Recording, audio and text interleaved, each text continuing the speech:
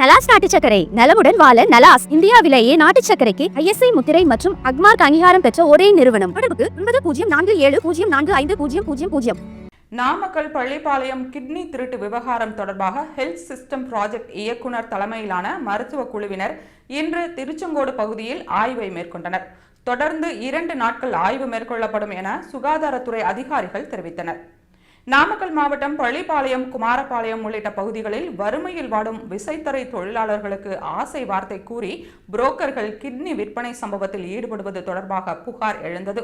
இதையடுத்து தமிழ்நாடு அரசு சார்பில் கிட்னி விற்றவர்கள் யார் யார், வாங்கியவர்கள் யார் யார், முறையான ஆவணங்கள் கொடுத்து கிட்னி தானம் பெறப்பட்டதா என்பது குறித்து சிறப்பு குழு அமைக்கப்பட்டு ஆய்வு மேற்கொள்ளப்படும் என சுகாதாரத்துறை அமைச்சர் மா. சுப்பிரமணியம் தெரிவித்தார்.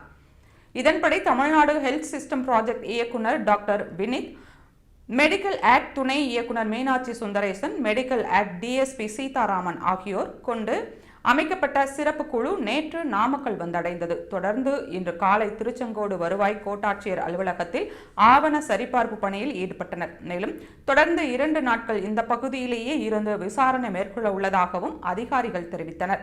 ஆய்வின் போது திருச்செங்கோடு வருவாய் கோட்டாட்சியர் சுகந்தி, நாமக்கல் மாவட்ட சுகாதாரத்துறை இணை இயக்குனர் டாக்டர் ராஜ்மோகன், குமாரபாளையம் வட்டாட்சியர் சிவக்குமார், பள்ளிப்பாளையம் காவல் நிலைய ஆய்வாளர் மலர்விழி உள்ளிட்ட பலருடன் இருந்தனர்.